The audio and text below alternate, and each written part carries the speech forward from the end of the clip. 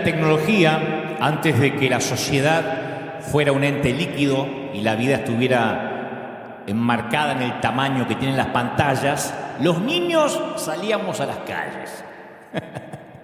Nos ensuciábamos y se hacían heridas de guerra durante las tardes infinitas de juegos.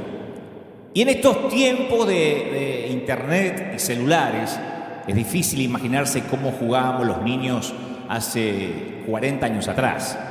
No necesitábamos más que las calles, un descampado, y así pasábamos las tardes con los amigos del barrio. Pero los días de lluvias torrenciales, de esos que hasta se cortaba la luz por horas, eran ideales para contar historias. Y recuerdo algunas tardes de lluvia en casa de mi abuela, que lo he contado en varias ocasiones. Florencio Varela era una ciudad de Buenos Aires, bueno, lo es, pero en ese entonces era una ciudad en medio de la nada, allá lejos y hace tiempo, durante el año 1974.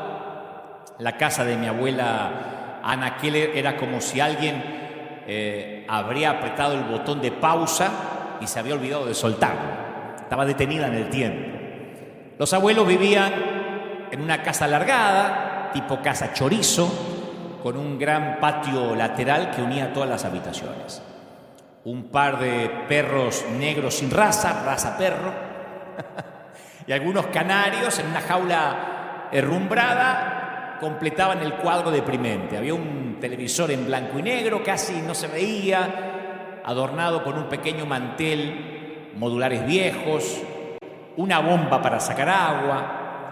Mi abuelo Santiago masticaba tabaco sobre una silla mecedora, por lo menos la primera imagen que me viene a la mente. Y en esa casa de los abuelos no había bicicletas, ni pelotas, ni juguetes, ni nada divertido para hacer. Era villa aburrimiento para un niño de 6 años. Excepto el escuchar las historias de la abuela. Sí coincidía con días de mucha lluvia.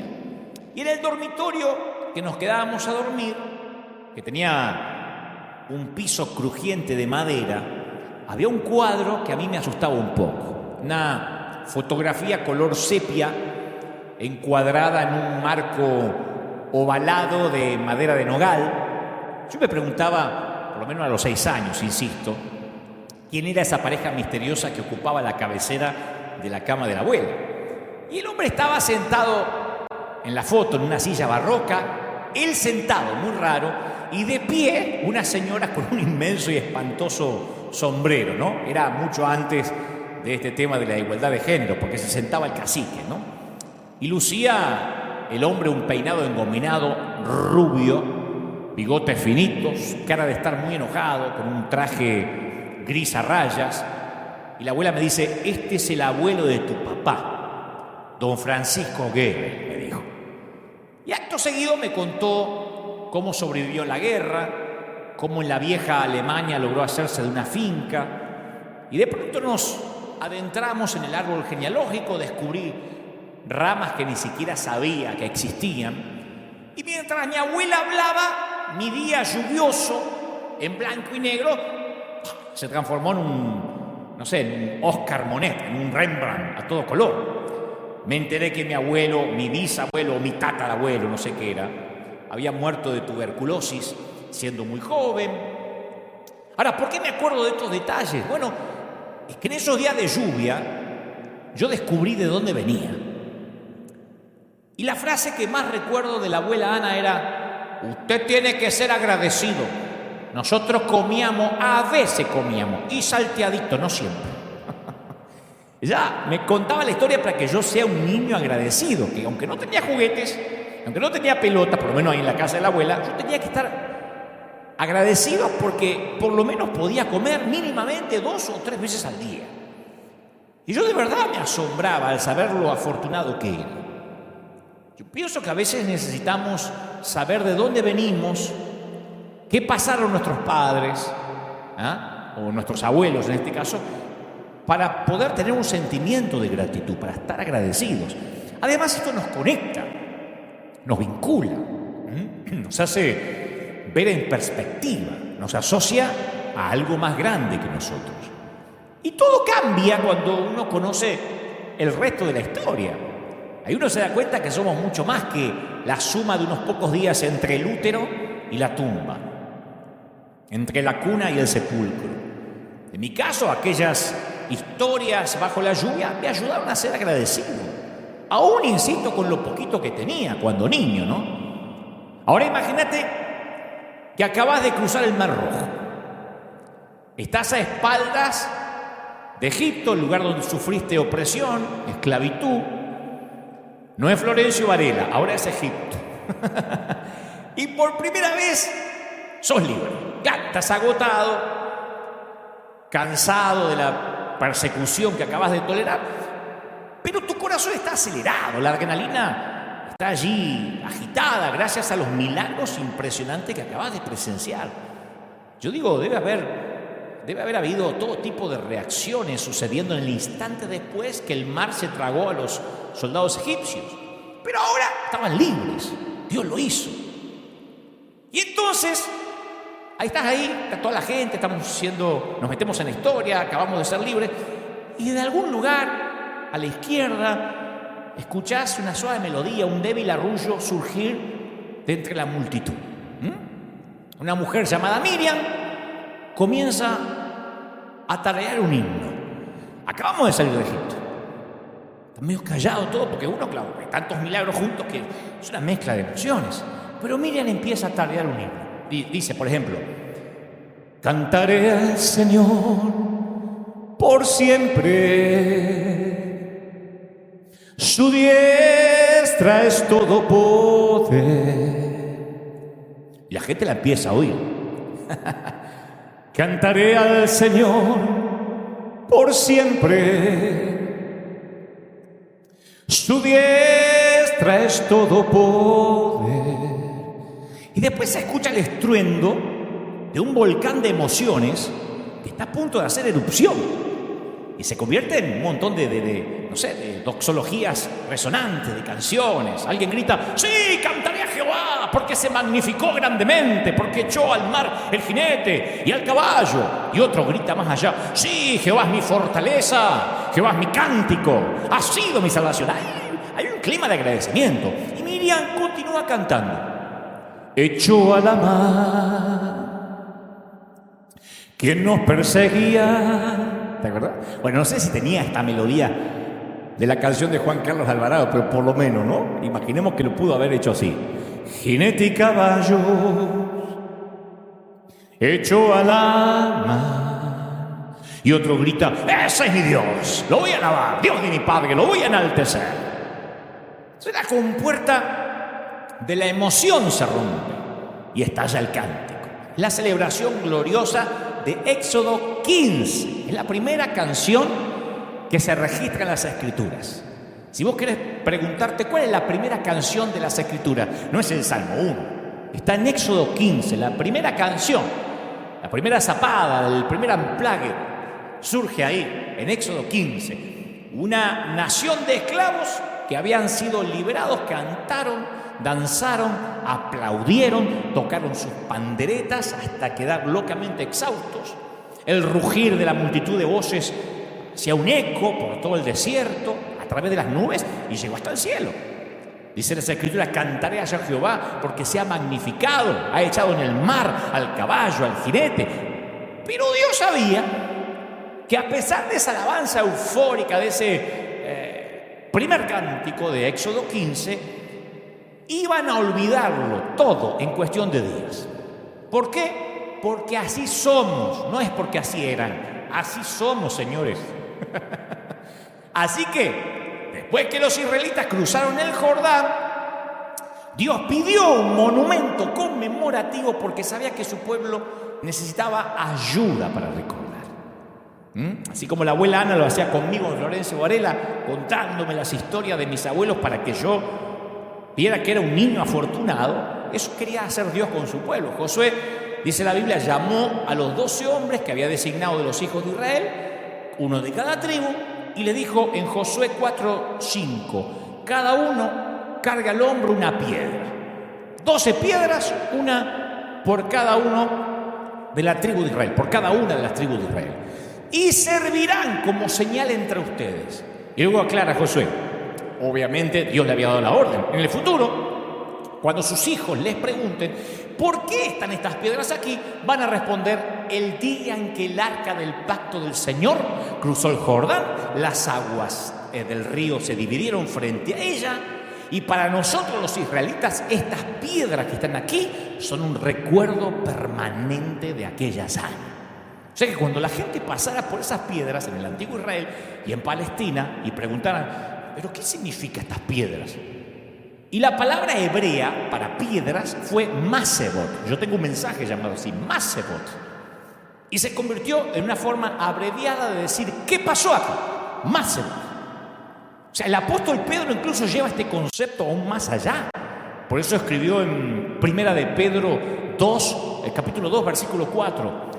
Al acercarse a Dios, también ustedes son como piedras vivas, con las cuales se está edificando una casa espiritual. De este modo llegan a ser un sacerdocio santo para ofrecer sacrificios espirituales que Dios acepta por medio de Jesucristo. Entonces, de inmediato Pedro estableció este concepto de las piedras de los masebot. Quiero que entiendas que eres una piedra viva. Y somos piedras vivas, con una historia para contar sobre cómo hemos sido redimidos, cómo hemos sido restaurados. La forma en que vivimos tiene que instigar una curiosidad en la gente, ¿no? En cada persona que conocemos. Esa curiosidad acerca de las decisiones que tomamos, la paz que ofrecemos cuando todo el mundo está desesperado, una curiosidad acerca de la sabiduría que exhibimos, una curiosidad acerca del amor que expresamos. Todo tiene que hacer que pregunten: masebot, ¿qué pasó con este tipo? ¿Qué pasó con esta persona, con esta mujer? O sea, nuestra vida tiene que cantar las alabanzas de aquel que nos redimió y nos restauró. Las formas en que interactuamos en los diversos entornos, en los distintos círculos, tienen que ser tan convincentes que las personas quieran saber por qué nosotros optamos vivir de esta manera. Entonces mi pregunta es: ¿cuándo fue la última vez que alguien nos miró y nos dijo: che, estamos en pandemia y nunca te vi muerto de miedo, nunca te vi ni siquiera preocupado? Plena pandemia, se empieza a morir gente que conocemos y tenés una paz, una tranquilidad. Masebot, ¿qué pasó aquí? Esas son las piedras vivas. Un recuerdo de que Dios está con nosotros.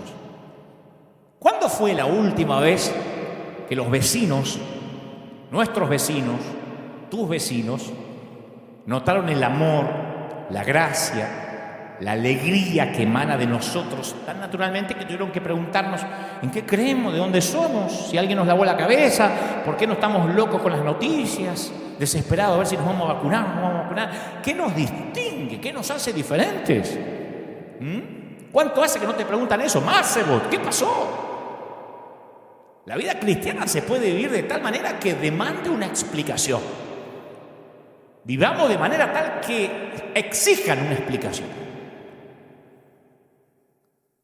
Por eso a veces con el paso del tiempo, la santidad, la espectacularidad de algunas experiencias se desvanecen. Porque a veces todo lo que podemos hacer es intentar aferrarnos a cada parte de ese recuerdo para que con el paso del tiempo esa experiencia no se desvanezca. Entonces, somos, y cuando digo somos, todos los seres humanos, somos personas tan táctiles, necesitamos tocar, ver, oler, sentir, que a menudo necesitamos una expresión física para grabar algo en la memoria. Viste que la duración de un recuerdo depende de la emoción relacionada con ese acontecimiento. O sea que cuanto más fuerte sea la emoción, más duradero es el recuerdo. Pero así Dios nos estructuró y nos cableó. Uno recuerda cómo nos hicieron sentir. Y el 90% de las cosas que olvidamos, porque no las hemos sentido. Por eso que no recordamos todo, no tendríamos suficientes megabytes cerebrales para recordar todo lo que pasó en la niñez. Solo nos recordamos cómo nos hicieron sentir, bien o mal. Recordamos los traumas y las cosas positivas. Por eso tenemos que abrir un archivo mental en el cual guardemos las bendiciones de Dios. Una de las dimensiones de la mayordomía no solo es nuestro dinero que hacemos con él, sino la administración de los recuerdos. Yo digo siempre que hay que eliminar la basura mental y darles prioridad a los buenos recuerdos. Uno tiene que editar, como hace un director de cine, o un editor en todo caso. Yo siempre mantengo la idea que el mal manejo de los recuerdos es tan grave como sufrir una minusvalía mental. Algunos recuerdos hay que desfragmentarlos directamente. A otros hay que archivarlos de manera segura. Pero hay que hacer un inventario de nuestra memoria. Me acordaba cuando preparaba este mensaje acerca de mis mácebos, de mis piedras. Hay una canción que yo cantaba desde pequeñito. Hoy me vine con ganas de cantar un poquito. Soy mal cantante, aclaro, pero bueno, por lo menos te voy a transmitir qué es lo que hago yo en mi intimidad. Desde chico me encerraba en la habitación con mi guitarra, una taza de café, o una jarra de café, un cuaderno de notas para lo que Dios me iba a decir. Y le decía a mi mamá, no me llames porque me voy a encerrar con Dios. No tenía para irme al monte, pero me encerraba en la habitación. Y había solo una canción que me conectaba con el Señor. Era aquella que dice, vine a adorar a Dios. Cantaba, vine a adorar a Dios. Viejísima la canción, antigua. Vine a adorar a Dios. Y cantaba, vine a adorar su nombre. Ese era mi password para conectarme al Wi-Fi del cielo. Vine a adorar a Dios. Y se abría el Wi-Fi y empezaban a bajar las revelaciones. Ese de mí hasta el día de hoy. Han pasado años. Cuando canto esa canción, puedo decir, canciones más modernas, canciones más elaboradas. Sí, pero esa tiene que ver con mi historia. Después había otro que es de cuando no entendía nada, que nos habíamos metido a hacer un evento evangelístico, la deuda era altísima, no sabía cómo iba a pagar. Fueron esos momentos donde yo predicaba en un superclásico ante, 90.000 gentes y después le decía, Señor, te llevaste la gloria y me dejaste las deudas. Y me acuerdo que estaba en las playas de Puerto Rico, pero no disfrutando las playas, me acuerdo porque ahí porque estaba haciendo una gira en la Isla del Encanto, y ahí aprendí una canción que en ese entonces yo no la conocía hasta ese momento, que decía, soberano Dios. Esa es mi canción para los momentos que no entiendo nada. Dios omnipotente, Rey de reyes. Y la cantaba mirando al cielo, intentando entender qué hacía el Señor. A ti sea el honor, el imperio y la alabanza. Y lloraba y decía, desde ahora y para siempre, por los siglos de los siglos, exaltado seas tú, coronado seas tú, Señor Jesús. No entiendo un cuerno. Señor Jesús. Ese era mi momento mácebo. Y ninguna canción compuesta ni por Gelson, ni Jesús Adrián, ni Ingrid Rosario, ni Danilo, ni todos los marcos que ha habido y por haber puede reemplazar para mí y mi relación con Dios alguna de esas dos canciones. Son mis piedras de adoración máximo. Te estoy abriendo el corazón, te estoy contando, ¿no? Te cuento esto no porque tengo ganas de cantar, sino porque seguramente estás recordando tu canción. Y yo me pregunto si Abraham no regresó al monte Moriah, donde un carnero reemplazó a su hijo, porque ahí estaba su piedra, su recuerdo de que Dios provee. Hasta tal vez conservó uno de los cuernos de recuerdo del corderito trabado en el zarzal, o del carnerito ese. ¿Habrá ido Jacob a acampar de nuevo a Betel? Porque eso le traía recuerdos de cuando Dios cambió su nombre y su identidad. ¿Habrá Pedro? Digo yo, tuvo que haber Pedro remado hasta el lugar del mar de Galilea donde alguna vez caminó y le mostró a sus nietos, mirá, acá yo caminé, acá el abuelo caminó sobre el agua, me hundí, pero caminé un poquito. Zaqueo, digo, ¿habrá dejado que sus nietos subieran al árbol donde él vio por primera vez a Jesús? Abu, ¿y de acá lo viste? Y sí, de ahí lo vi, de ahí él me dijo, bajá. ¿Cuántas veces Pablo se habrá detenido, en el kilómetro exacto donde fue tumbado camino a Damasco?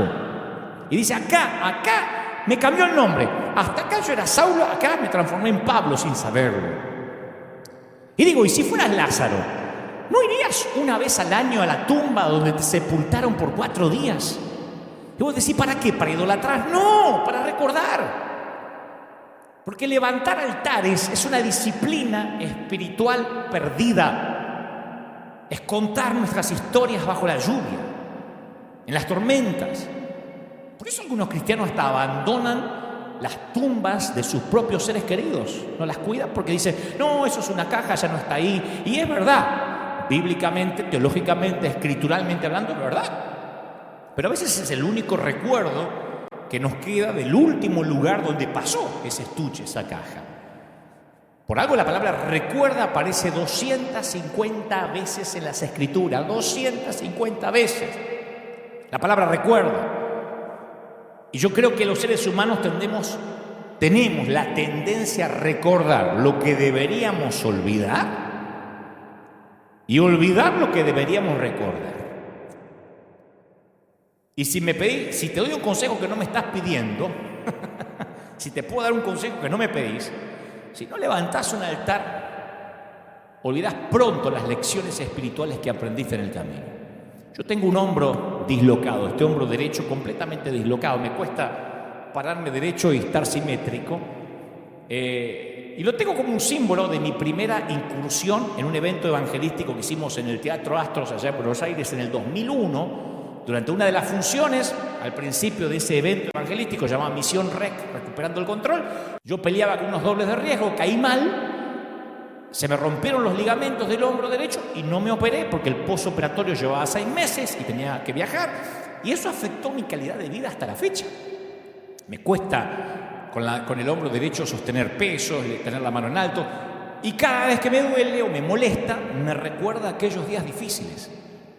Pero también me recuerda la manera en que Dios me libró, la manera que Dios proveyó. Me siento como Jacob, rengueando y recordando. Por eso yo siempre digo que desconfío de aquellos que no tienen heridas, o que no las muestran, o que las ocultan. Porque las heridas es una manera de recordar. David tenía su manera de recordar. Primera de Samuel 17:54 dice, y David, se nos escapa este episodio, pero está ahí. Y David tomó la cabeza del filisteo y la trajo a Jerusalén.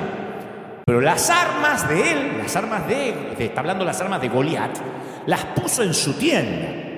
Y no es un dato menor que la Biblia diga que la cota de malla de Goliat pesaba 5.000 ciclos de bronce. Estos son 50 kilos, señores. ¿Sabes lo que es 50 kilos? Eso no le cabía en la repisa de la chimenea a David. O sea que la caja de recuerdo de David pesaba muchísimo. Y cada vez que David se mudaba de tienda, la cota de malla de Goliat iba con él. Era el recuerdo, su Macebot. Era un símbolo de 50 kilos de peso. Y cada vez que David la veía, se acordaba que Dios hace caer a los gigantes. Venía alguno de los muchachos, de los oficiales, de los soldados, che, David, estamos preocupados porque nos están rodeando. Y él mira la cota de malla de Goliat y dice, Dios hace caer gigantes. Así que vale la pena el peso. Son recuerdos del pasado que le dan significado a nuestro presente. Puede ser una canción, puede ser un hombro dislocado, puede ser las marcas de una cesárea, pueden ser las huellas de los pinchazos, alguna cicatriz que se puede o no se puede ocultar, arrugas, que son las huellas del paso por la vida.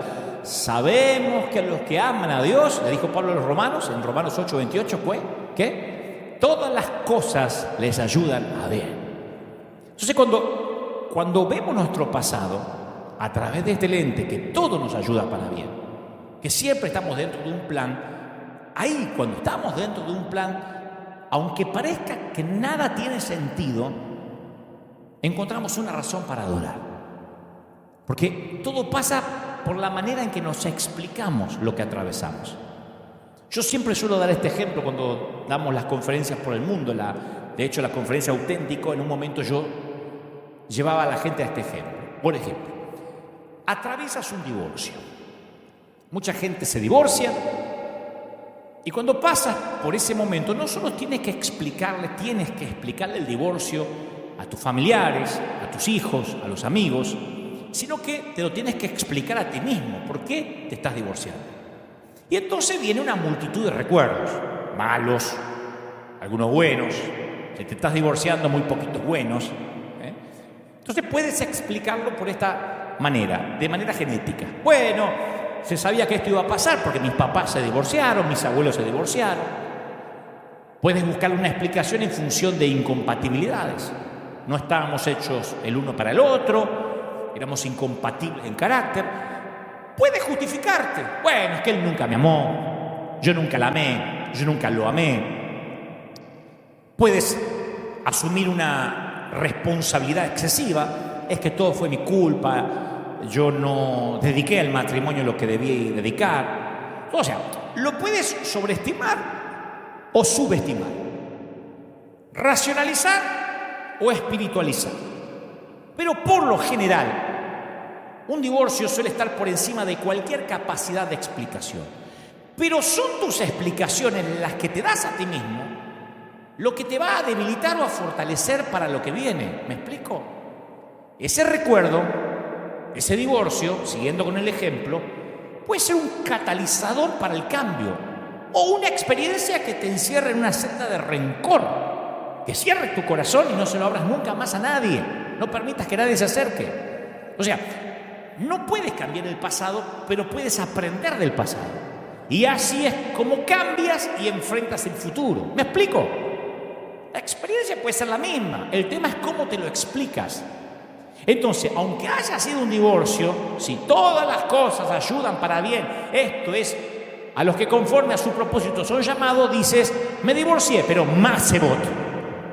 Dios usará esto para bien, para darme otra oportunidad. ¿Se entiende? Esto en cualquier infortunio o eventualidad de la vida. En lo que hayas pasado, en una quiebra financiera, en la muerte de un ser querido. Si todas las cosas ayudan para bien, encuentras la manera de explicártelo a ti mismo. Ah, esto es por algo. Lo puedo catalizar, capitalizar, aprender. Nehemías entendió este principio. Nehemías caminó sobre los muros de Jerusalén y vio un remanente cansado, agobiado, que trataba de reedificar la ciudad. Claro, los israelitas estaban rodeados por una coalición de 3 naciones. Entonces los cansados labradores se vieron obligados a trabajar, dice las Escrituras, con un martillo en la mano y una espada en la otra. Trata de trabajar así. Trata de levantar una pared en donde sea, pensando que en cualquier momento te van a atacar. O te concentras en el trabajo o te concentras en defenderte. Entonces eso produce un estrés que cansa, agota, drena. ¿Cómo iban a seguir adelante y no rendirse? Y Nehemías trajo a su memoria y a la memoria de la gente cuán grande era su Dios.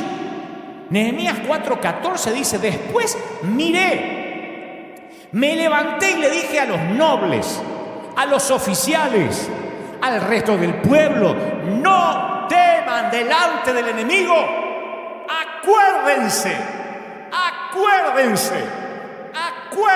del Señor grande y temible y peleen. ¿Te das cuenta? Esto es lo que la palabra clave, la palabra mágica es recuerda, Masebot. Esa fue la manera exacta como Moisés trató con el temor de su congregación. Deuteronomio 7:17 dice que él le dijo a Israel, si dices en tu corazón, estas naciones son más numerosas que yo, ¿cómo las voy a exterminar? No le tengas temor. Acuérdate de lo que hizo tu Dios con el faraón, con todo Egipto. No desmayes delante de ellos, porque Jehová, tu Dios, está en medio de ti, grande, Dios temible. ¿Sabes qué es lo único que quita el temor? Aunque estemos en pandemia, recordar quién es Dios, porque Él no cambia. Yo me acuerdo que poco antes de la pandemia, recuerdo con pena Y con dolor que algunos domingos, estoy hablando de River Arena, pues no voy a decir cuando viajaba por otras congregaciones, que también me pasó, pero voy a hablar de acá. Que algunos domingos observaba a la gente durante la alabanza. Y algunos lo hacían desaforados, en éxtasis, apasionados. Hecho alabar quien lo perseguía, y cantaban lo que tuvieran que cantar. Y otros, mientras que estaba la alabanza, llegaban tarde, buscaban asiento, hablaban entre sí, miraban el celular. Usaban el tiempo de la alabanza como las publicidades del cine. ¿Viste? Cuando uno dice, che, está la publicidad todavía, están los trailers de las otras películas, anda a orinar tranquilo y tráeme palomitas de maíz y también comprá maní con chocolate. ¿Viste? Yo veía que mucha gente usaba la alabanza como la previa, los teloneros del concierto, incluso la adoración, un momento para ir al baño, para caminar. ¿A qué hora pasan la prédica? Quizás nos hizo falta la crisis. Una de las razones por la cual el Señor nos pone en situaciones difíciles o permite que estemos ahí es para darnos la oportunidad de entonar sus alabanzas. Yo siempre suelo contar que cuando hay tormentas es fascinante volar. ¿Viste? Que uno dice, ¿cómo voy a volar en avión si hay una tormenta? Es lo de menos, porque el avión se eleva y enseguida está por encima de las nubes negras. Son las mismas nubes, pero mi perspectiva al estar en el avión ahora es diferente. Las tormentas se ven diferentes desde arriba. Las tormentas se ven diferentes desde arriba. Alguien necesita oír esta frase y hacerla un meme. Colosenses 3:1 dice, si pues habéis resucitado con Cristo, buscad las cosas de arriba, donde está Cristo, sentado a la diestra de Dios. Poned las miras en las cosas de arriba. Porque habéis muerto y vuestra vida está escondida en Cristo, con Cristo en Dios. Como alguien dijo, si la sabiduría es ver las cosas desde arriba, desde el punto de vista de Dios, donde las nubes negras están abajo, entonces la alabanza tiene que ser la reacción natural a ese punto de vista. La alabanza es nuestra expresión de confianza y agradecimiento por lo que Dios ha hecho, está haciendo y lo que va a hacer aunque se tarde. Y ya sea, querido, que estés en la parte superior o en la parte inferior de la tormenta, porque no todos pueden estar en el avión, hay mucha gente que está debajo de las nubes. Ya sea que estés en la orilla del lado este o del lado oeste del Mar Rojo, Dios abrirá un camino. Y mientras abre el camino, ¿sabes lo que hay que hacer? Alabar y agradecer.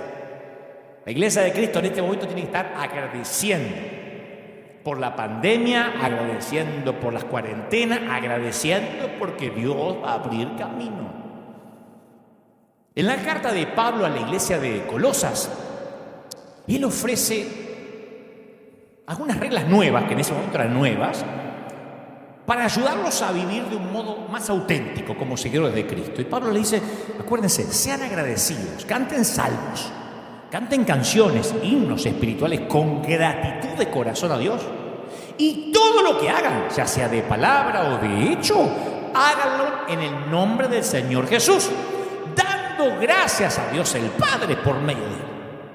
Y en otra de sus cartas, él exhorta a los cristianos y les dice, den gracias a Dios en toda situación. Escuchá, en toda situación, no dicen algunas, en las mejores, en los días de primavera, en toda situación. Da gracias a Dios en toda situación, porque esta es su voluntad para ustedes en Cristo Jesús. Entonces, una mayor gratitud no es resultado de adquirir más cosas, más experiencias, sino de tener conciencia de la presencia de Dios y de su bondad.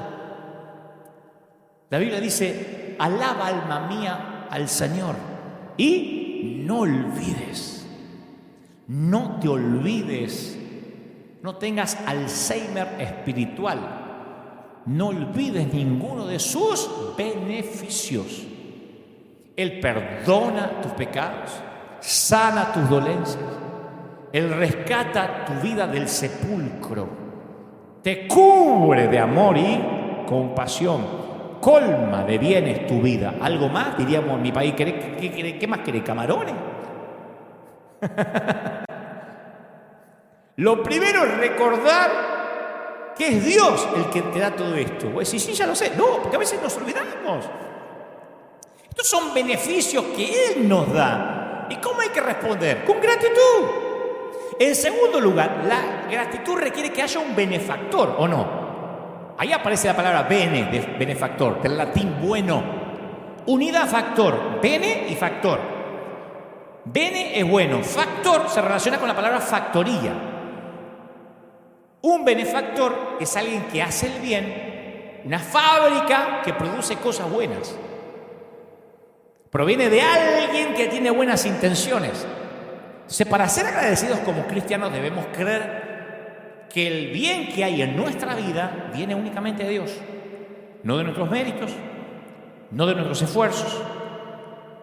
Vos decís, yo ya lo sé. No, lo olvidamos. Por eso el apóstol Santiago escribe, mis queridos hermanos, no se engañen. Toda buena dádiva, todo don perfecto desciende de lo alto, donde está el Padre que creó las lumbreras celestes. Entonces, no obstante, cuando lo damos por sentado o pensamos que nos merecemos los dones, ya dejamos de ser agradecidos.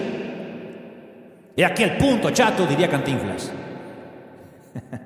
No podemos ser agradecidos por algo que pensamos que es nuestro derecho. Si vos estás pagando por algo, ¿cuánto le vas a agradecer al que te lo vendió en la tienda? Gracias, pero gracias por haberme vendido la camiseta, gracias. Pero, no, pero de verdad, gracias. No, si te estás pagando, gracias porque te atendió y se acabó. Y si no tenemos un corazón agradecido, el alma empieza a sufrir en términos espirituales. Y ahí es donde muchos de nosotros fallamos la prueba de la gratitud, porque tendemos a mirar a nuestro alrededor y pensar que tenemos derecho a las bendiciones de nuestra vida. Y vos ni yo no nos merecemos todo lo que nos ha sido dado. El modo predeterminado de la raza humana pecadora es sentirse con derecho, tener la creencia de que ese don, esa experiencia que Dios puso en mi camino es mía de manera legítima. Esa es la raíz primaria del legalismo. Dios me ama porque yo cuido la sana doctrina, porque vivo en santidad. O sea, me debe Dios la salvación. Pero aquí el problema. Mientras más te consideres con derechos, menos agradecido serás. ¿Vos viste alguna vez un legalista, un fariseo agradecido? El fariseo, durante la alabanza, está mirando qué falda se puso aquella, si el otro tiene aliento a cigarrillo. No, está controlando la santidad ajena, pero no está agradecido. Él se está ganando su salvación, o al menos cree torpemente eso. Y mientras mayor sea el sentido de derecho, más pequeño es el sentido de gratitud. Y nos preguntamos por qué en nuestro mundo seguimos logrando más y más y somos menos y menos agradecidos. Por esto, precisamente por esto. Porque mi mente pecadora puede convencerme de que tengo derecho a cualquier cosa que quiero, y si no lo estoy alcanzando, si no llego a tener lo que deseo, es que alguien está estorbando, Satanás está estorbando, mi suegra está estorbando, me lo deben y deben pagarme por eso. Y eso ha conducido a una proliferación de causas judiciales, de hecho. Yo creo que a veces, a través de la ley, a través de un juicio, uno puede reclamar lo que cree que es justo, pero a veces hay gente que entabla un juicio contra alguien porque se siente con derecho a todo. Hasta la iglesia se llenó de gente que vive de la industria del juicio. Viste que en la televisión, por lo menos acá en Estados Unidos, dice: usted tuvo un choque, le duele el cuello, reclame dinero. Y si no te duele el cuello, inventá que te duele el cuello para ver si a través del juicio reclamás lo que crees que es tuyo. Y Pablo dice que esta es una característica de una vida que está opuesta a Dios. Pablo dice, a pesar de haber conocido a Dios, no lo glorificaron como a Dios, ni le dieron gracias. Y agrega Pablo esta frase magnífica, escucha, sino que se extraviaron en sus inútiles razonamientos. Eso de creernos con derechos penetra profundamente en nosotros. Por eso la ingratitud no es solo un problema psicológico o emocional. Constituye un pecado. Porque la Biblia dice, no olvides ninguno de sus beneficios. ¿Sabes que en los días de Jesús todo israelita devoto elevaba la que llamaban las 18 bendiciones? 18 bendiciones. Que de algún modo eran oraciones también, valga el fallido. Entonces en el hebreo, una bendición era cualquier oración que empezaba con la palabra bendito. Y en la mañana cuando se despertaban repetían 18 veces, bendito seas Dios, 18 veces, antes de lavarse los dientes. Bendito seas Dios, bendito seas Dios, bendito seas Dios. Recién voy por 4, 18. En la noche antes de irse a la cama repetían 18 veces, bendito seas Dios, 18 antes de acostarse. Al mediodía hacían una pausa y elevaban las 18 oraciones o bendiciones. Bendito sea Señor que perdonas en abundancia. Y las bendiciones en hebreo conectaban el don con el dador. Les recordaban a los ciudadanos de Israel que todo lo que era bueno provenía de Dios, desde lo que estaba en la mesa hasta el calzado que se ponía. Y estaban entrenados para ser agradecidos. Les encantaba hacerlo, porque sabía que la vida con Dios era buena. Oraban las 18 bendiciones una vez más en el sábado, porque les encantaba ese día. Y sabían plenamente quién proveía la vida buena y sus almas se mostraban agradecidas.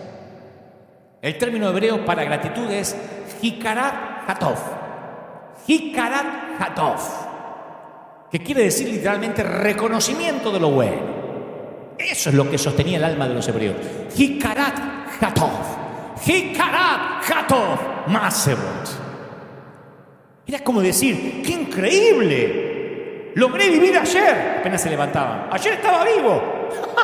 Y hoy tengo otro día más para vivir. Dios es fabuloso. Entonces en la Biblia la idea de dar gracias a Dios no es una sugerencia, una recomendación, es un mandato. Tiene el mismo peso que ama a tu prójimo o dale a los pobres. Más de 100 veces, ya sea por medio de una orden o de un ejemplo, la Biblia nos manda a ser agradecidos. A mi criterio, que si la cantidad implica importancia, es que Dios está tomando el agradecimiento muy seriamente.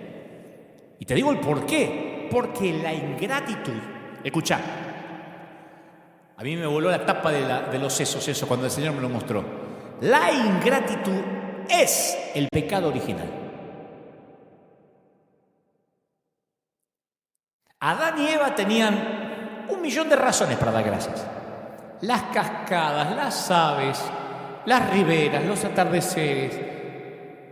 Dios de hecho pensaba que era tan acogedor el huerto que Él mismo se paseaba en el huerto al aire del día. A Dios le gustaba. Pero Satanás se deslizó en el huerto y formula una pregunta sobre el árbol prohibido. Adán y Eva podían comer de todos los otros árboles, pero Satanás se enfocó en el único fruto que no podían tocar. Coman el fruto, silbó, y serán como dioses. Génesis 3:5. Y en ese mismo instante ya el Edén no fue suficiente. Y en vez de considerar el huerto de frutas que tenían, examinaron el único fruto que Dios prohibió. Y el descontento se instaló como un matón en el vecindario. ¿Qué hubiese pasado si la gratitud hubiera ganado ese día? Imagina que Adán y Eva, sin dejarse deslumbrar, se hubieran burlado de la sugerencia de la serpiente. Pero vos estás loca, bicha, ¿dónde saliste? ¿Envidiar lo que no podemos comer? ¿Vos viste este lugar? ¿Qué vas a ver si ahí abajo no se ve nada? ¿Vos viste sembradío de fresa, campo de melones, bosque de naranja, arbusto de arándano? ¿Querés que te demos un paseo serpiente para enseñarte todo lo que Dios nos dejó para comer y vamos a comer lo único que no podemos? Si hubieran escogido la gratitud, el mundo hubiese sido diferente. Y si escogemos nosotros la gratitud, ¿será diferente el mundo? Viste que la gratitud es una diálisis espiritual, es una especie de diálisis. Te limpia la sangre, ayuda al sistema a deshacerse de la queja, del miedo. Pero siempre estamos escuchando el silbido de la serpiente. Y queremos más caballos de fuerza, un auto mejor, más gigabyte, más espacio para las piernas en el avión, más testosterona, más canales de televisión, mayor cobertura de internet, más banda ancha. Siempre la enorme ballena de los deseos navega en nuestras aguas. No obstante, Dios nos da un arpón para liquidarla: la gratitud. Mi abuela decía: escuchá, mi hijo, usted es un agradecido, porque nosotros comíamos a veces y salteado. O sea, da gracias que la abuela está haciendo polenta para esta noche. Agradecido en todo. Vos sabés que a mí en estos años me ha tocado oficiar funerales, en el peor de los casos, de niños. Y los padres me preguntan siempre ¿por qué? ¿Por qué? Que son las preguntas lógicas de un papá que pierde un hijo, y yo les prometo siempre: van a ver a su bebé en el cielo. Ahora, eliminame el cielo de la historia de la humanidad y yo me quedo mudo. No tengo nada más para ofrecer.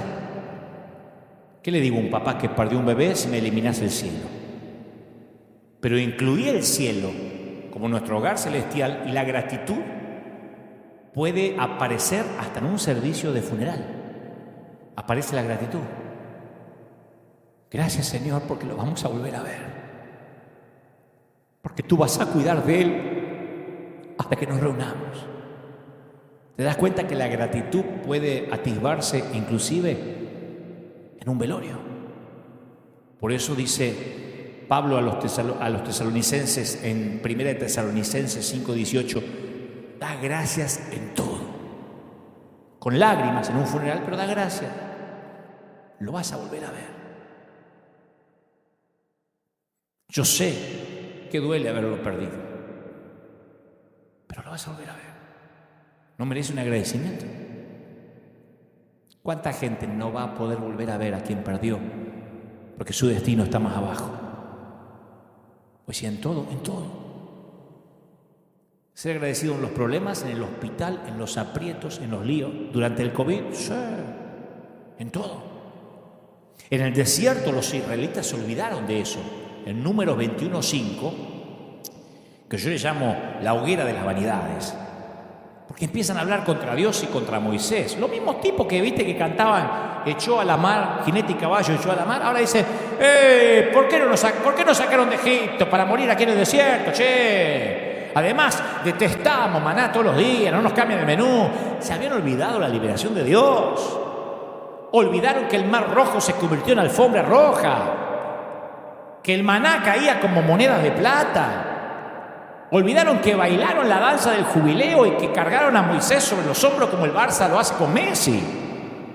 Claro, al principio fueron agradecidos. No obstante, con el paso del tiempo, la ingratitud tomó el control. Se empezaron a quejar. Criticaban el servicio de limpieza de habitaciones, las opciones del menú. Te juro que la temperatura de la piscina es horrible. ¡Oh, Dios, que no me voy a bañar ahí! Pues no era suficiente con escapar de la esclavitud. Ahora querían manicura, pedicura, spa, masaje faciales, exfoliación. Se volvieron amargados y pesimistas. Y Dios sabe que nada calla ni le tapa la jeta tanto a los gruñones como la gratitud. Dios dijo: esta gente necesita agradecer. Así que les dio una lección práctica e inolvidable. Envió serpientes al campamento. ¿Vos querés pedicura? Alimañas con escamas que se deslizaron en sus tiendas de campaña. Colmillos venenosos por todos lados. Las sombras del Edén. No puedo evitar, es inevitable no ver el simbolismo, ¿no? La ingratitud es el brebaje del diablo. Y te va a matar. Entonces el Señor envió serpientes venenosas, no las envió el diablo. ¿Estamos? No las envió Satanás, porque justo Dios se dio vuelta y aprovechó Satanás y tuvo un montón de serpientitas, y no, fue Dios. Las envió entre el pueblo y muchos fueron mordidos y murieron. El que tiene oído, que oiga. Pues mucho no puedo explicar para no herir más susceptibilidades de las que se debe herir. Muchos empezaron a morir. Así que el pueblo acudió a Moisés, clamó: hemos pecado al hablar contra el Señor y contra ti. Pide al Señor que quite la serpiente, somos unos desagradecidos. Y Moisés oró por el pueblo. Entonces el Señor le dice a Moisés: bueno, hacete la figura de una serpiente venenosa, atala a un poste. Todos los que sean mordidos, no les quitó la serpiente, dijo: van a seguir siendo mordidos, pero van a vivir si miran esa serpiente de bronce. Para Dios era lo mismo decir: listo, mañana amanecen todas muertas. Si derribabas ejércitos enteros en una noche, un solo ángel, ¿qué le costaba a Dios decir: listo, ya está, te las quito a todas? No, va a ser un poquito más complicado, ¿sabes? Para que esta gente aprenda a agradecer. Así que Moisés hizo una serpiente de bronce, la ató a un poste, y los que eran mordidos por una serpiente tenían que mirar hacia arriba a la serpiente de bronce y se sanaban. ¿Sabe cuál es la cura para la ingratitud? ¿Querés que te diga cuál es la cura para la ingratitud? Porque Dios no cambia, es el mismo, ¿eh? Cuando tenemos que mirar para arriba en medio de una pandemia venenosa y ahí agradecemos por respirar sin estar entubado y por vivir un día más y decir: che, viví ayer y hoy tengo otro día para vivir. Ahí dejamos de pedir estupideces. ¿Viste la gente que dice: che, pero la máscara no me deja respirar? Entubado, peor. Tengo que estar encerrado en la casa, no puedo salir a ninguna parte, no puedes salir a la vereda. En una cama, con suero, entubado, con todos los cablecitos, es peor. Y cuando en medio de la serpiente es venenosa, uno tiene que mirar para arriba para ser sano, ahí uno se vuelve agradecido. Cuando Dios nota también que el tiempo que debería ser de alabanza y adoración se transforma en nuestro tiempo para llegar tarde y quejarnos porque nos tocó un mal asiento o aprovechar el tiempo de la adoración para ir a hacer pis. Aprovecha a Dios y se encarga de ponernos en fila los patitos otra vez. Cuando Dios ve que los músicos están tocando así, la adoración, y están pensando en la novia, menos a quien le están adorando, Dios nos pone los patitos otra vez en fila. Cuando lo sagrado se vuelve común, Él hace que el hecho de seguir respirando se transforme en sagrado. Cuando lo sagrado se vuelve común, toda la gente dice: no voy a la iglesia. ¿Sabe cuánta gente había ante la pandemia que faltaba a la iglesia? Que siempre lo dije, porque al nene se le atravesó un gas, porque venía un cohete torcido. No, mejor no me voy a quedar, hace un poquito de frío, me va a lloviznar. Entonces, cuando lo sagrado se vuelve común, no te sorprendas de que de repente respirar sea sagrado. Ahí uno se vuelve agradecido, ¿viste? Si podés respirar, si podés oxigenar bien. Uno tiende a olvidarse. A los discípulos le pasó lo mismo. Un día Jesús les advierte acerca de la levadura de los fariseos. Escuchá, porque esto es mortal. Los discípulos pensaron: Jesús se olvidó de traer pan. Qué cabeza esta de Jesús, y claro, tantas cosas. En Mateo 16:9, Él le dijo: guardaos de la levadura de los fariseos. Y dijeron: che, se ve que se le olvidó el pan. Se le olvidó el pan la factura. Entonces Jesús dice: ¿no entendéis aún? ¿No se acuerdan de los 5 panes entre 5.000 hombres? ¿Y cuántas cestas recogieron? ¿No se acuerdan de los 7 panes entre 4.000? ¿Y cuántas canastas recogieron? Jesús hizo este milagro 2 veces, alimentando a 5.000 personas una vez y a un gentío de 4.000 la próxima. Unos días después, los discípulos se habían olvidado de esto. En Marcos 8:17, Jesús le dice: pero no entienden, no comprenden. Tan endurecidos tienen el corazón, teniendo ojos no ven, teniendo oídos no escuchan, no recuerdan. ¿No se acuerdan cuando partí los 5 panes entre 5.000? ¿Cuántas cestas de los pedazos recogieron, cabezones? ¿Qué nos dicen estos pasajes? Que el significado de estos milagros no se registró en los tipos. Un poquito de tiempo después estaban llenos de dudas y diciendo: no tenemos pan. Los milagros de ayer son olvidados rápido en medio de las crisis del hoy. Por eso desde Génesis hasta Apocalipsis la palabra de Dios grita: recuerda, recuerda, recuerda, Masebot. Considera la exhortación de Moisés a Israel después del milagro del Mar Rojo, Éxodo 13:3. Cuando mañana te pregunte tu hijo diciendo: papá, ¿qué es esto?, le dirás: mi hijo, Jehová nos sacó con mano fuerte de Egipto, la casa de servidumbre. Y esto te será como señal sobre tu mano, como un memorial delante de tus ojos, por cuanto Jehová nos sacó de Egipto con mano fuerte. El Señor estaba diciendo en esencia: guarden estas memorias, manténganlas a mano, refrésquenlas en sus mentes, aunque el presidente vuelva a decir: volvemos a encerrar todos. Cada vez que enfrente una crisis, cada vez que enfrentes un gigante, cada vez que un enemigo se acerque, debes recordar todos los milagros que Dios hizo. No olvides los milagros que experimentaste conmigo, dice el Señor. Mantén un diario mental de cada milagro. Después asegúrate de contárselo a tus hijos. Seguí hablando acerca de esos milagros de generación en generación. Va a aumentar tu fe y la fe de la generación que sigue. Si el presidente dice: hay que volver a la cuarentena, todos, todas y todes, vos acordate de lo que Dios dijo.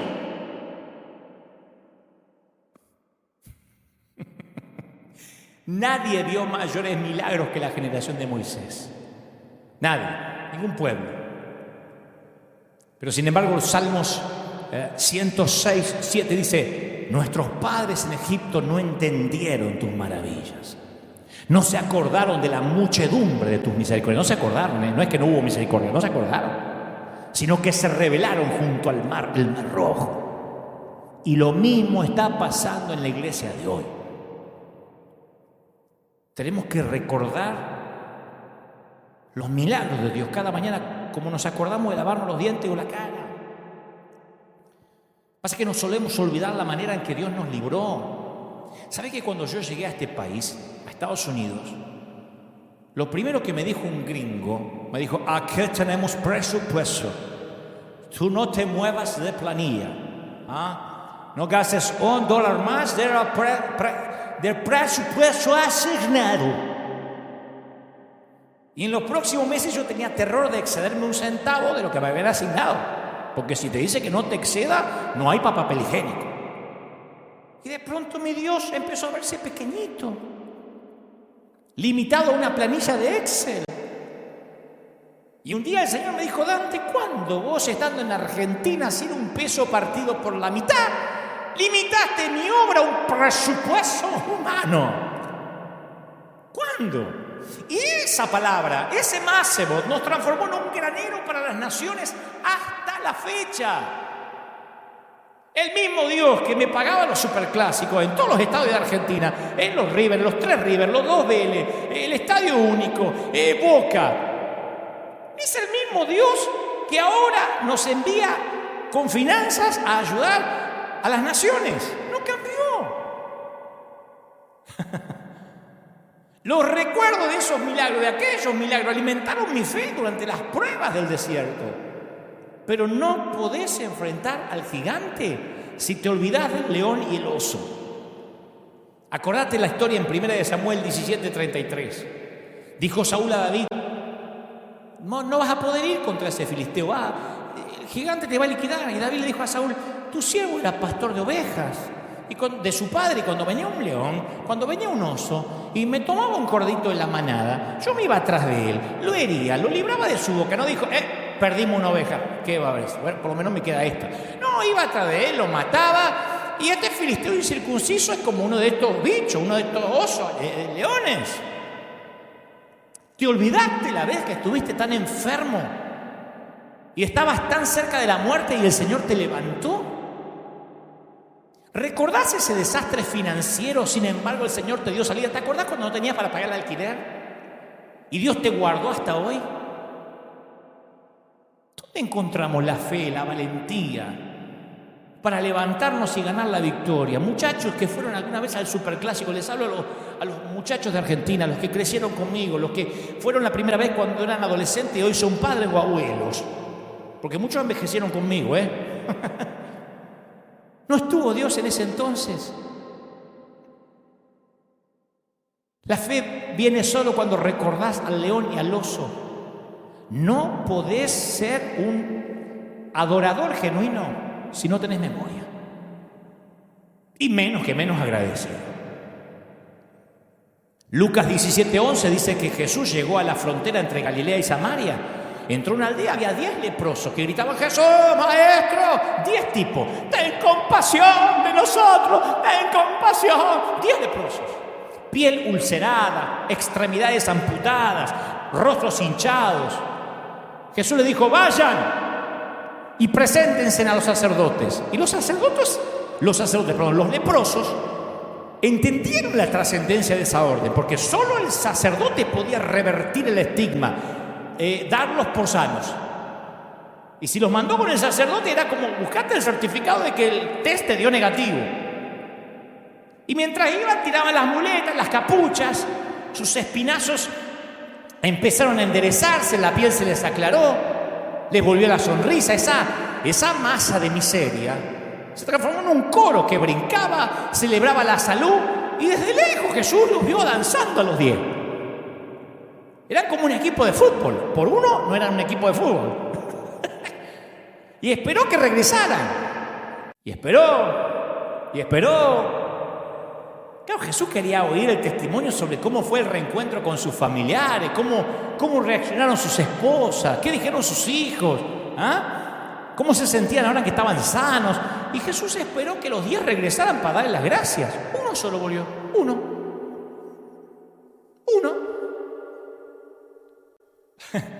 Uno de ellos volvió. Cuando vio que estaba sano, volvió a Jesús y dijo: alaben a Dios, y cayó al suelo a los pies de Jesús y le agradeció por lo que había hecho. Era un hombre samaritano, ni judío, samaritano. Y Jesús dice: perdóname, ¿no eran 10 ustedes? ¿No había un equipo acá? Ahí están los otros 9. ¿Ninguno volvió para darle gloria a Dios, excepto este extranjero? Si esta historia nos quiere mostrar algo, ¿sabe cuál es? ¿Sabes qué es? Te lo digo así: 9 de cada 10 sufrimos ingratitud. Vivimos de la ingratitud. 9 de cada 10 son ingratos. Somos ingratos. Son proporciones epidémicas, No es el 20, el 40. 9 de cada 10. Capaz que estaban muy ocupados para estar agradecidos, ¿viste? Porque planeaban cómo dar las gracias. Sí. Son como eso que dice: bueno, ya después, cuando pueda, doy el diezmo. Ahora tengo que pagar las deudas. Tenían que hablar con sus médicos, sus perros, sus vecinos. Mucha ocupación. Otra prioridad. Jesús está bien, pero otra prioridad. Capaz que eran muy egocéntricos para ser agradecidos. Viste que la vida de un enfermo es muy simple. Ahora tenían que buscar trabajo, tenían que ocupar un papel en la sociedad. Capaz que eran muy arrogantes, porque nunca habían tenido esa enfermedad antes. Capaz que alguno, mientras que va caminando al sacerdote, dice: bueno, yo la verdad que con un tratamiento adecuado me habría recuperado igual. Aparte, ser agradecido implica admitir haber tenido una necesidad. ¿Y quién quiere mostrar debilidad cuando ahora hay una imagen que proteger? Capaz que uno de los leprosos dijo: no, ¿qué voy a dar las gracias? Ahora voy a sacar fotos en Instagram. La cosa es que en nuestras iglesias, 9 de cada 10 no agradecemos al Señor. ¿Por qué ese desagradecimiento? Yo siempre cuento que en un viaje descubrí la respuesta. Una vez que regresaba a casa desde Madrid, todavía vivía en Buenos Aires, pero en Madrid ocurrió en España una tormenta de ceniza, porque había un volcán que estaba en erupción y nos dejó varado en el aeropuerto de Barajas. Yo estaba todo el aeropuerto convulsionado, se agolpaban en las puertas, mi avión sobrecargado de pasajeros. Entonces, con toda la amabilidad que pude, me acerco a una de las asistentes de la aerolínea, al counter. Le digo: perdone, señorita, ¿quedará un asiento disponible? Puse así los ojos del gato con botas para causarle lástima. Y me dice: pues no, señor, pues me temo que no tenemos cupo en la clase turista, así que vamos a tener que ponerlo en primera clase. Pues vale, no creo que a usted le importe viajar en primera, ¿verdad? Y no hubo ningún pasajero más agradecido que yo con la gallega, bueno, con la española, con la aerolínea. Entré como el Papa, ¿viste? Como hacía Juan Pablo II besando el suelo, no podía creer. Un señor al otro lado del pasillo donde yo me senté estaba gruñendo porque no le trajeron la almohada de pluma, porque el whisky no era de calidad. ¿Sabés cuál era la diferencia? El gruñón había pagado para ir en primera clase. A mí me lo habían regalado. Entonces, ¿en qué asiento en la vida te ubicas? ¿En el que crees que pagaste o en el que te regalaron? Porque si sentís que el mundo te debe algo, prepárate para una vida muy larga. Nunca vas a conseguir que te paguen lo que esperas. El universo no va a ser suficientemente digno para tenerte entre los seres humanos. Por eso el salmista dice, entren por sus puertas con acción de gracias, vengan a sus atrios con himnos de alabanza, denle gracias, alaben su nombre, porque el Señor es bueno, su gran amor es eterno, su fidelidad permanece para siempre. Y no me refiero a la clase de gratitud que uno siente cuando las cosas van bien. Me refiero a una gratitud centrada en Cristo. Tener una actitud agradecida no significa vivir en negación, porque un espíritu de ingratitud puede hacer que hasta la mayor de las bendiciones parezca una carga. Si vos sos ingrato, hasta la bendición te es una carga. Pero un espíritu de gratitud encuentra la bendición dentro de la carga incluso. Yo sé que hay gente diciendo, no, a mí no me trates de negativo, Dante, ni pesimista. Yo soy realista, no me quejo, llamo las cosas por su nombre. Estamos en una pandemia. Bueno, pero las cosas son como las llamamos.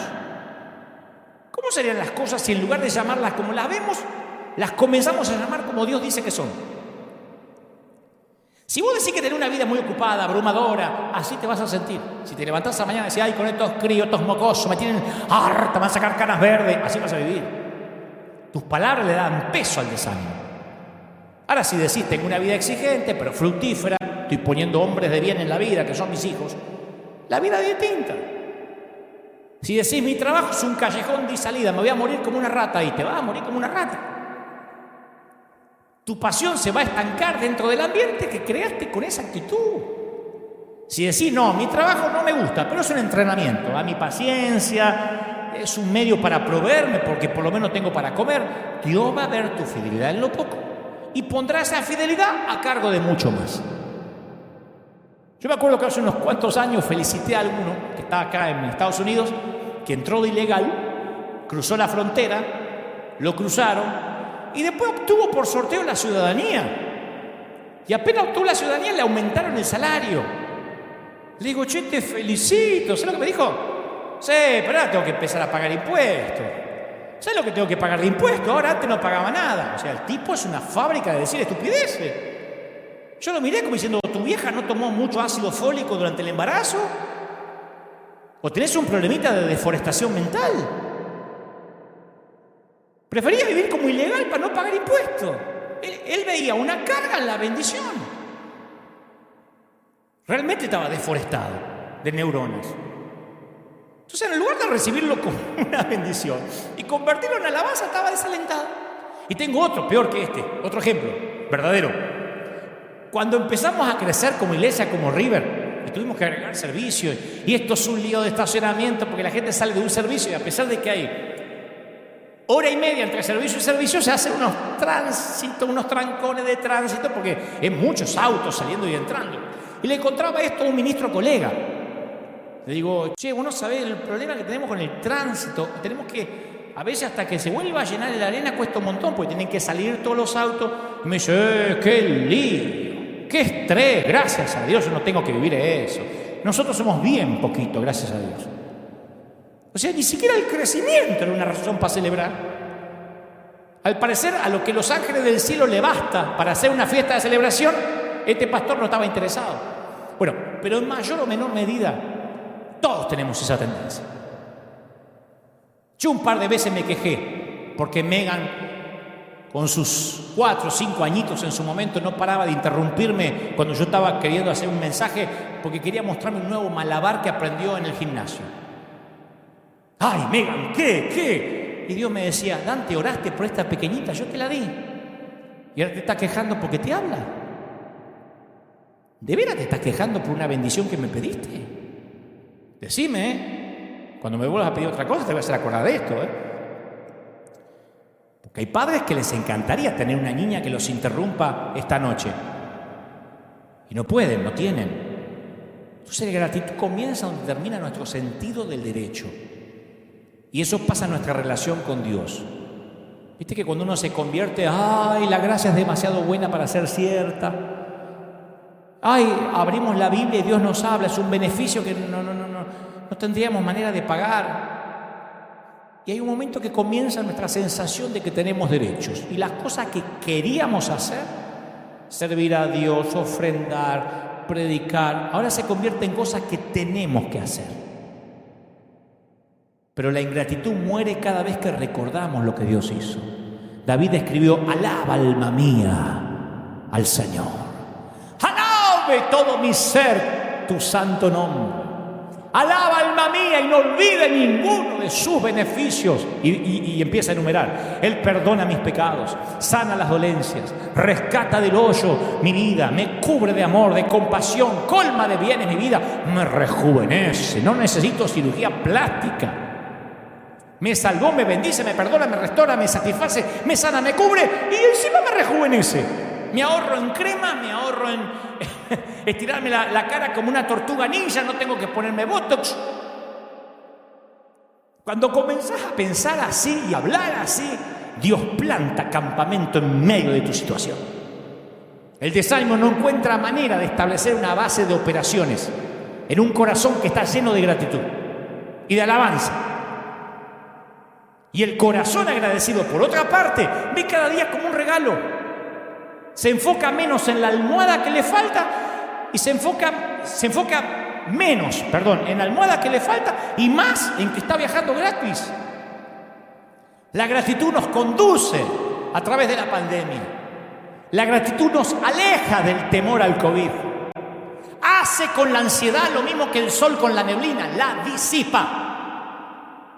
Unámonos a ese 10% que ofrece a Dios una ovación de pie, como los de Efesios 5:20. Den gracias a Dios por todo, a Dios el Padre, en el nombre de nuestro Señor Jesucristo. ¿Sabes cuál es el camino? ¿Querés que te diga el camino más seguro para salir de una depresión? El camino es el que tiene el letrero que dice gracias.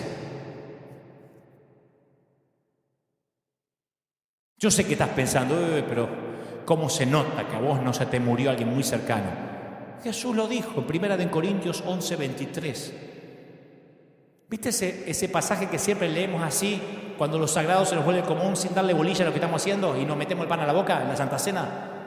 La noche en que fue traicionado. La noche en que fue traicionado. ¿Te acordás lo que hizo Jesús? Tomó pan. ¿Y qué más? Dio gracias a Dios por ese pan y luego lo partió. No es frecuente encontrar traicionado y gracias en la misma oración, y menos en el mismo corazón.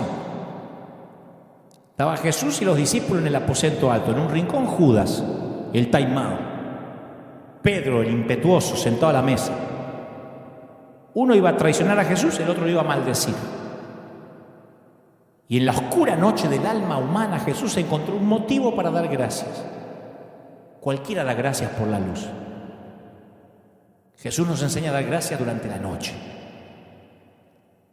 Hay un mensaje llamado Fila 9, que está disponible ahí en nuestra página web, Fila 9. Allí yo cuento esta historia, me traje de ese mensaje este pequeño fragmento. Una mamá tuvo una niña que nació con necesidades especiales, ¿no? Y aceptó resignada las limitaciones de su bebé. Pero ella cuenta que algo pasó cuando esa bebé creció y se transformó en una niña a punto de cumplir 15 años. Una niña con necesidades, capacidades especiales. Y los padres de otras niñas las preparaban para su examen de conducir, otras jovencitas comenzaban a salir con novios. Y ella sabía que nunca su hija iba a tener una cita, nunca iba a ir a bailar, nunca se iba a graduar, nunca iba a manejar un auto, nunca se iba a casar. Y le comenzó el desaliento, le detonó el corazón a esa mamá. Dice, nunca me desalenté en 15 años hasta que vi que la niña se estaba transformando en mujer. Y entonces escribió un magnífico ensayo que yo en varios programas de televisión que tengo lo he compartido, porque me pareció genial. Te lo voy a regalar. Es una historia que te voy a regalar antes que nos vayamos. Se llama Bienvenidos a Holanda. Es genial la metáfora que hace. Esta mamá escribe más o menos así, palabras más, palabras menos. Dice, cuando vas a tener un bebé, es como estar planificando un fabuloso viaje de vacaciones por Italia. Compras un montón de guías italianas, haces tus planes y decís que ir una foto en el Coliseo, en la Fontana di Trevi, la Plaza de Roma, el David de Miguel Ángel, paseo por el Vaticano, ¿por qué no? Hasta es posible que te aprendas unas cuantas frases útiles en italiano. Ma che hacemos? Grazie. Bambino. Todo es muy emocionante. Imaginarte comiendo spaghetti, que te canten en la vereda de Roma. Y vos te estás comiendo una pizza a la napoletana. Y vos te haces los planes y después de esa espera llega el día. Haces tus valijas, tus maletas y te vas. Subís al avión y varias horas más tarde el avión aterriza. Y la azafata dice, señores pasajeros, bienvenidos a Holanda. Dice, ¿cómo Holanda? ¿Cómo señora? ¿Cómo que Holanda? Italia, ¿cómo que Holanda? Yo pagué para ir a Italia, toda mi vida soñé con Italia. Me sé frases en italiano. Pero hubo un cambio de último momento en el plan de vuelo. Aterrizaron en Holanda y ahí te vas a quedar. No te llevaron a ningún lugar sucio, repugnante, horrible. Distinto. Tenés que salir a comprar nuevas guías. Tenés que aprender un lenguaje distinto. Te vas a encontrar con un grupo de gente totalmente nuevo que nunca conociste. Es diferente. Cuando esperás un tipo de bebé y nace otro tipo de bebé, no es peor, es distinto. La vida es más lenta en Holanda que en Italia, menos ostentosa que en Italia, menos glamorosa que en Italia, menos moda que en Italia.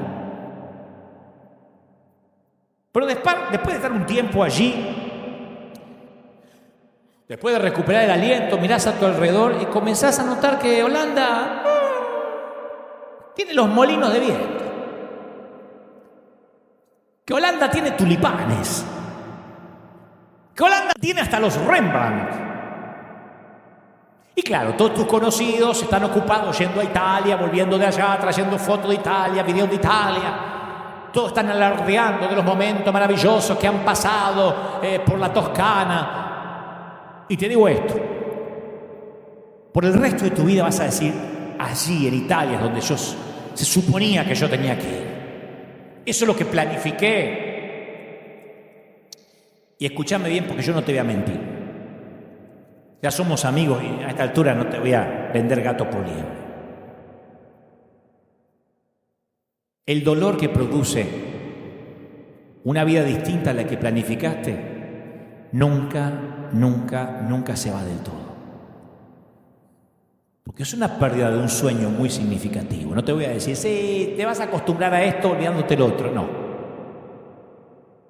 Entonces, si te pasás la vida lamentándote de no haber llegado a Italia, puede que nunca tengas la libertad de disfrutar todas esas cosas tan encantadoras que tiene Holanda. Y esto va para alguien que no hubiese elegido perder a su papá, divorciarse, no tener fotos familiares, no ver a sus hijos, estar en un hospital, arrojar un puñado de tierra sobre un ataúd. No es lo que... A ver, lo que hubieses elegido, lo que hubieses planificado, pero es Holanda. Hay que comprar nuevas guías, hay que aprender un nuevo idioma y ser agradecido que el avión aterrizó. Ya me voy. Pero a propósito, hace unos días llovía bastante, ¿viste? A propósito del título. Y recordaba a ese niño que miraba repiquetear las gotas de lluvia en la ventana de la casa de mi abuela Ana. Y sí, Hay días que queremos meternos de nuevo en la foto blanco y negro. Cuando la pandemia era eso que había pasado allá hace 100 años atrás, ¿te acordás? Finales del 1800. Esos días cuando pensábamos que siempre íbamos a ser pequeños, que nadie se iba a morir, que una casa bastaba para todos, que la puerta se cerraba cuando entraba el último. El otro día recordaba esos días tranquilos de marea baja. Y yo era un muchacho, niño delgaducho, callado. Mi único sueño era vivir aquel día lluvioso, escuchando las historias de la abuela que terminaban con la frase: usted tiene que ser agradecido, Dantecito, ¿eh? Nosotros, cuando éramos chicos, comíamos a veces y salteadito, no siempre. No tenía televisor a color, no había celular, no había computadoras. Pero me sentía afortunado, agradecido. Y hoy, muchos años después, está lloviendo otra vez en todo el mundo. Está lloviendo en tu casa y en la mía. Llueve en los 5 continentes. Y otra vez no podemos salir. Y tenemos la opción de quejarnos o ser agradecidos, de escuchar los milagros de Dios, de contar historias de sus liberaciones bajo la misma lluvia. Padre, gracias por todos los que están escuchando y oyeron este mensaje. He transmitido lo que creo me has dicho que diga. No he omitido, no he agregado lo que considero es la carta que has escrito. La he llevado hasta la mesa de estos comensales. Te pido, Dios, que tu Espíritu Santo llegue donde yo no pude llegar. He hablado torpemente al cerebro de cada quien, al intelecto de quienes me oyen y ven. Pero tú has llegado a los tuétanos, a lo más profundo. Has dejado una huella en el alma. Oro por todos que están mirándonos desde cualquier sitio, independientemente de sus creencias. Fundamentalistas, conservadores, liberales, católicos, musulmanes, judíos, testigos de Jehová, adventistas. Oro por todas las religiones, por todos los credos, porque tú estás hablando a tus hijos y les dices: ¿cómo te amo, querido? Te digo, princesa, ¿cómo te ama el Señor? ¿Cómo te va a olvidar si te tiene en sus manos esculpida? Esculpirse, ahí está tu nombre. Bendigo a los que están del otro lado, a los que hoy están recibiendo al Señor en su corazón, a los que dicen: Señor, yo quiero tener un encuentro contigo, quiero ser agradecido. Di conmigo: Señor Jesús, entra en mi vida. Te recibo como mi Salvador. Anota mi nombre en el libro de la vida. ¡Aleluya! Hay gozo, ¿eh? Hay fiesta en los cielos, sabor. En el cielo están diciendo azúcar los ángeles, porque hay celebración. Y nosotros deberíamos ser agradecidos, deberíamos estar hechos de eso, de agradecimiento puro. Agradecidos por lo que Dios nos permitió vivir, agradecidos en todos, aún en los funerales, porque volveremos a ver a quienes tuvimos que decirle hasta luego. Agradecidos por cada momento escabroso, por cada desierto, por cada tormenta, por cada lluvia torrencial. La hayas vivido del lado de arriba de las nubes o debajo, donde sea que hayas pasado la tormenta, Dios dice: yo nunca te he dejado. Te ama el Señor, mi querido. Te ama el Señor, mi querida. ¿Cómo no te va a amar? Mira cómo te habla. Es maravilloso contar las grandes historias de Dios bajo la lluvia torrencial. Es maravilloso saber que Dios no cambia y como estuvo, seguirá estando. Te ama el Señor. Te bendigo, mi querido. Te bendigo. Ojalá que nos veamos pronto ahora en junio en nuestros 3 servicios. Ojalá que nos demos ese abrazo tan relegado. Ojalá que digamos: Señor, cada momento que pasamos nos trajo precisamente un momento como este. Dios es soberano. Soberano Dios. Dios omnipotente. Acuérdate de la canción que más te llegue, que más te llene. Guárdala. Es tu Masebot. Dedícale una canción de esas que son solo tuyas, desafinada, bajo la ducha, pero es tu historia con Él. Y dile al Señor que le das las gracias. No hay nada mejor para un padre que un hijo agradecido. Sorpréndete otra vez y que lo sagrado no se vuelva común. Damas y caballeros, gracias por estar ahí. Escuadrón de búsqueda en combate contra las filas invasoras. Gracias por estar firmes. Nosotros nos volvemos a encontrar, Dios mediante, dentro de 7 días. Aquí, si Dios no dice lo contrario, firme como talón de oso. Te dejo con la placa final. Que tengas un gran, bendecido domingo. Y si este mensaje queda grabado o queda en el éter o queda en esta cápsula de tiempo, cuando lo escuches, recibe esta bendición. Agradecido, mi viejo. Agradecido, mi vieja. Hasta la próxima. Chao, Dios te bendiga mucho.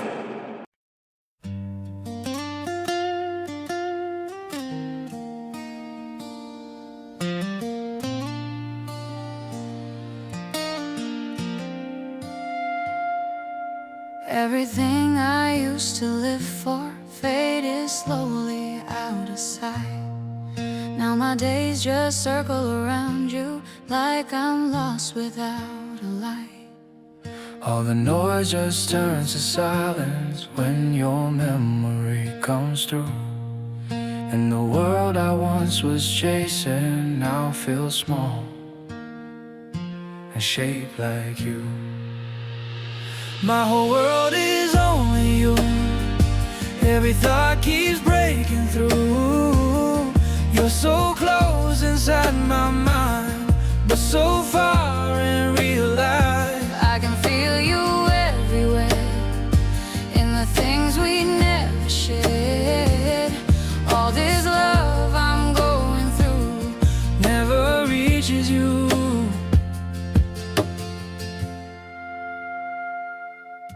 Every image feels so real now, like you're standing next to me. But the truth is in the silence, you were never meant to see. My whole world is only you. Every thought keeps breaking through. You're so close inside my mind, but so far in real life. I can feel you everywhere, in the things we never shared. All this love I'm going through never reaches you. If you felt it for a moment, would it change the way you stay? Or would I still be the shadow that just fades away?